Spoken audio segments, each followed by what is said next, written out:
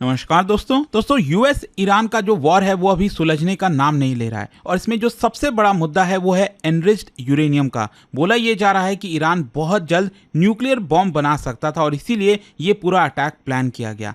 तो यहाँ पर अब हो क्या रहा है कि 2 महीने के बाद जब चीज़ें आगे बढ़ नहीं पा रही हैं और रिसेंटली आपको याद होगा जो ईरान के फॉरेन मिनिस्टर हैं अब्बास अराक्ची, वो गए थे रशिया और वहाँ पर पुतिन से मुलाकात की और उसके बाद अब ये पता चलता है कि पुतिन और ट्रंप के बीच में 90 मिनट्स का 1.5 घंटे का बातचीत हुआ है फोन पर। आप देख सकते हो खबर। In 90 minute call Putin offers Trump help with Iran's 11 ton uranium.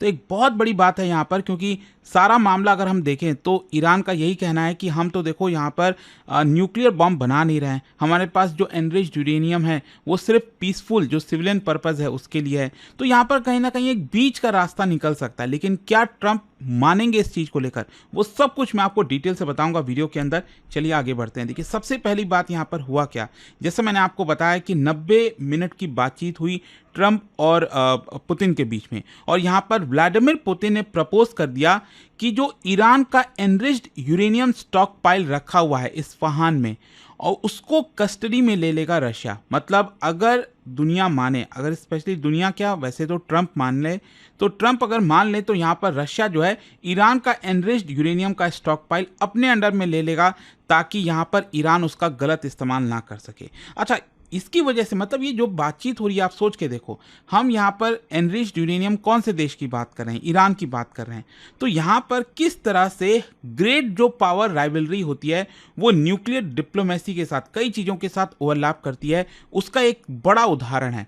तो इसको समझने से पहले आपको जानना पड़ेगा कि यूरेनियम स्टॉक पाइल के बारे में क्या होता है। जब हम एनरिच्ड यूरेनियम की बात करते हैं तो इसका मतलब क्या है, जो नेचुरल यूरेनियम होता है ना U-235, तो उसका 0.7% जो है वो एनरिच्ड यूरेनियम होता है। नेचुरल यूरेनियम में भी एनरिच्ड यूरेनियम की जो परसेंटेज है वो 0.7% तो ऑलरेडी रहती है।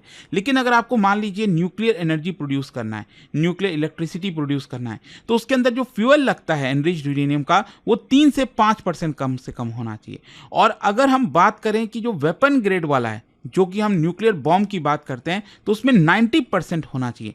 तो ईरान का करंट पोजीशन ये बताया जाता है कि उसके पास 11 टन का एनरिच्ड यूरेनियम है, एनरिच्ड यूरेनियम। लेकिन इसमें सबसे खतरनाक बात यह है कि इसमें से जो 440 किलो है वो 60% प्योरिटी को ऑलरेडी पार कर चुका है।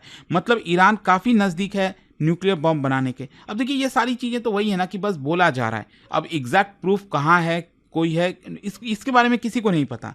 So this is extremely dangerous strategically, क्योंकि 60% का मतलब आप वेपन ग्रेड के काफ़ी ज़्यादा नज़दीक हो, ब्रेकआउट टाइम बहुत कम है, मतलब बहुत छोटे समय में यहाँ पर आप न्यूक्लियर बॉम्ब कभी भी बना सकते हो। अच्छा, ये ग्लोबल क्राइसिस क्यों बताया जा रहा है इसकी वजह से, इसके पीछे का आप बैकग्राउंड समझिए। क्या हुआ था कि यहाँ पर न्यूक्लियर डील ऑलरेडी हो गई थी JCPOA ओबामा के समय 2015 में ईरान और US और बहुत सारे यूरोपियन पावर्स मिलकर ये डील किए थे, और उसमें यही कहा गया था कि जो ईरान है वो एक लिमिट तक ही एनरिचमेंट करेगा और इसकी जो पूरी देखभाल वगैरह है वो IAEA के द्वारा देखी जाएगी, इंटरनेशनल एटॉमिक एनर्जी एजेंसी, और इसके बदले में जो ईरान है उसके ऊपर से सैंक्शंस वगैरह हट जाएगा। प्रॉब्लम तब स्टार्ट हुई जब ट्रंप आए पहले टर्म में 2018 में, उन्होंने इस डील से वॉकआउट कर दिया, कहा कि US इसका पार्ट नहीं है क्योंकि इससे कुछ होने वाला नहीं है।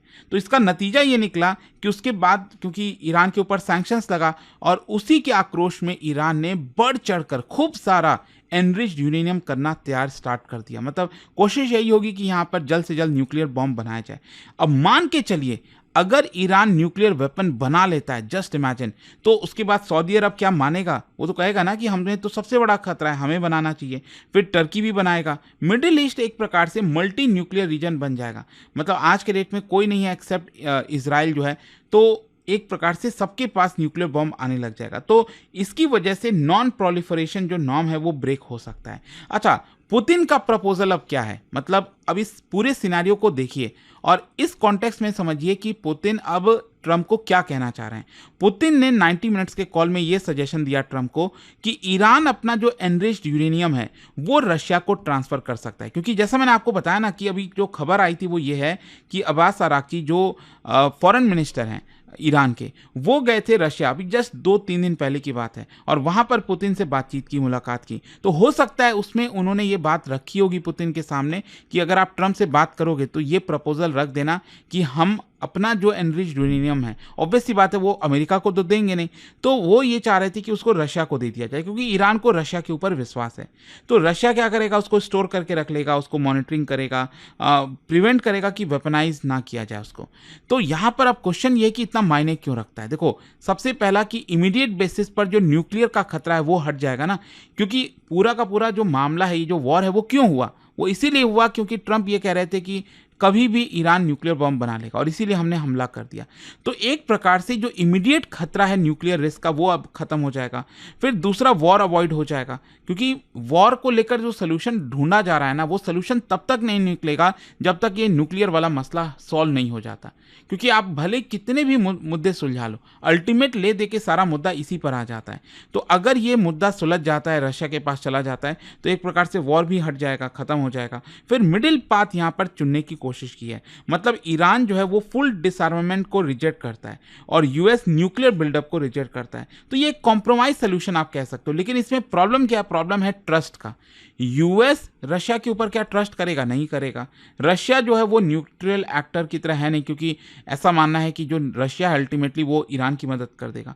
तो इसको एनफोर्समेंट में इशू है कि अगर ईरान मान लो धीरे से कोई यूरेनियम अपने पास रख लिया, रशिया से ले लिया वापस, तो उसकी कंप्लायंस कौन करेगा, वेरीफाई कौन करेगा, क्योंकि रशिया और ईरान तो मित्र हैं। तो किस तरह से चीजें होंगी, यही सबसे बड़ा खतरा है। अच्छा, अब इसको लेकर ट्रंप का क्या रिस्पॉन्स आया फोन कॉल पर। देखो, ट्रंप ऐसा नहीं है कि उन्होंने तुरंत रिजेक्ट कर दिया कि नहीं हम तुमको कैसे दे सकते हैं यूरेनियम, ये एक्सेप्टेबल नहीं, ये सारी चीजें नहीं हुई। लेकिन हाँ, उन्होंने इनडायरेक्ट वे में कुछ वैसा ही कह दिया। उन्होंने ये कह दिया कि चलो हम, मतलब उन्होंने एक्नॉलेज किया कि पुतिन ने ऐसा प्रपोजल रखा है, लेकिन साथ ही साथ उन्होंने रशिया को यह सलाह दे दी कि भाई देखो, अभी आप इन सब में मत पड़ो, आपका ऑलरेडी वॉर चल रहा है यूक्रेन के साथ, तो उस वॉर को पहले सुलझाने की कोशिश करो। तो ये क्या दिखाता है, ये पहला तो ये दिखाता है कि यूएस और रशिया में काफ़ी बड़ा मिसट्रस्ट है, बहुत ज़्यादा प्रॉब्लम है दोनों देशों के बीच में। फिर डिप्लोमेटिक डिस्टेंसिंग भी है, ट्रम्प जो है वो रशिया को अवॉइड करना चाहते हैं। जियोपॉलिटिकल जो लेजिटिमेसी है मिडिल ईस्ट में, वो रशिया के अंडर में ना आ जाए, रशिया और ताकतवर ना बन जाए, वो एक तो ट्रंप की स्ट्रैटेजी। और तीसरा, स्ट्रैटेजिक प्रायोरिटाइजेशन, मतलब कि यूक्रेन वॉर जो है वो अभी अर्जेंट बेसिस पर सॉल्व होना चाहिए, ये एक बेसिक प्रायोरिटी हो सकती है, एंड दैट इज वाई ये आपको ट्रंप का रिस्पॉन्स देखने को मिलेगा। लेकिन ओवरऑल इसका एक जियोपॉलिटिकल कॉन्टेक्स्ट देखोगे ना, ये भी काफ़ी इंटरेस्टिंग है। एक तो यूएस ईरान का कॉन्फ्रंटेशन, मतलब मिलिट्री टेंशन बढ़ रहा है, नेवल डिप्लॉयमेंट हो रहे हैं, इकोनॉमिक सैंक्शंस लग रहा है, तो एक तो ये चल ही रहा है। फिर दूसरा, स्टेट ऑफ हॉर्मुज का मुद्दा अभी तक सुलझा नहीं है, ऑयल फ्रीली पास नहीं हो रहा है, और अल्टीमेटली इसका जो रिपल इफेक्ट है वो आपको ऑयल के प्राइसेस में देखने को मिलेगा। अभी तो मैं कल देख रहा था $125 पर बैरल पिछले 4-5 वर्षों में सबसे हाईएस्ट लेवल पर ये पहुंच गया। ऑल्दो ये थोड़ा सा फिर गिरा, मतलब ये ऊपर नीचे चल ही रहा है, ऐसा लग ही नहीं रहा कि यहाँ पर जो ऑयल के प्राइसेस हैं वो कम होने के नाम ले रहे हैं। अच्छा, न्यूक्लियर डेडलॉक, मतलब यूएस चाहता है कि जीरो एनरिचमेंट हो, ईरान का पोजीशन है कि नहीं हमारा ये सॉवरेन राइट है, तो इसकी वजह से काफ़ी ज़्यादा टेंशन देखने को मिल रही है। खैर, लास्ट में क्वेश्चन ये आता है कि रशिया इसके अंदर क्यों एंटर करना चाहते हैं। देखो, सिंपल सी चीज़ है कि यहाँ पर वो ग्लोबल डिप्लोमेटिक ब्रोकर की तरह एक्ट कर रहा है ताकि उसका इन्फ्लुएंस वेस्ट एशिया में और ज़्यादा बढ़े। यहाँ पर जो बैलेंसिंग है, मतलब ईरान के साथ भी टाइज रख रहा है और यूएस के साथ डिप्लोमेटिक एंगेजमेंट करता रहता है, और साथ ही साथ यूएस डोमिनेंस को काउंटर करना चाहता है कि अगर वो इस तरह का स्टेप लेगा तो ऑब्वियस सी बात है रशिया का वर्चस्व यहाँ पर बढ़ेगा। वैसे मैं आपको बता दूं, ये अगर आप देखोगे ना, तो जो 90 मिनट्स की कॉल हुई दोनों के बीच में, उसमें पुतिन ने ये सलाह दी ट्रंप को कि देखो, ये जो मामला है ईरान वॉर का, वो काफ़ी ज़्यादा एक्सट्रीमली डैमेजिंग कॉन्सिक्वेंस होगा इसका, मतलब अगर आप इसको जारी रखोगे तो और प्रॉब्लम हो सकता है। तो इस तरह की भी बातें यहाँ पर हुई हैं, बट आई होप कि जो बेसिक और सबसे इंपॉर्टेंट बातचीत है न्यूक्लियर को लेकर, वो आपको समझ में आ गया होगा। और जाने से पहले एक बहुत ही इंटरेस्टिंग क्वेश्चन, क्या आप बता सकते हो इनमें से कौन सा इवेंट ऐसा था, मतलब Yalta conference, Potsdam conference, Marshall plan, Truman doctrine, इनमें से कौन सा ऐसा इवेंट था जो कि आप कह सकते हैं which was the formal beginning of cold war rivalry between America and Soviet union. ये कौन से इवेंट से शुरुआत होती है इसकी? इसका राइट आंसर आप सब जानते हैं, मेरे इंस्टाग्राम पर तो मिलेगा ही, वहां पर अगर आप नहीं हो कोई बात नहीं, टेलीग्राम से ले सकते हैं इसका सही उत्तर। और दोस्तों मैं आपको बता दूं, अगर आप यूपीएससी की तैयारी कर रहे हैं, कोई भी बैच चाहते हैं, जस्ट अभी अभी हमारा बैच स्टार्ट हुआ है जिसमें प्रीलिम्स, मेंस, इंटरव्यू सब कुछ की तैयारी कराई जाएगी। पर्सनल मेंटरशिप मिलेगा, 18 बुक्स का पूरा सेट आपके घर पर भेजा जाएगा। अभी भी कोई डाउट है, प्रॉब्लम है बैच से रिलेटेड, इस फोन नंबर पर कॉल करिए, मेरी टीम आपको गाइड करेगी। And use this code Ankit live maximum discount के लिए। स्टडी IQ IAS, आपका सिलेक्शन हमारा मिशन।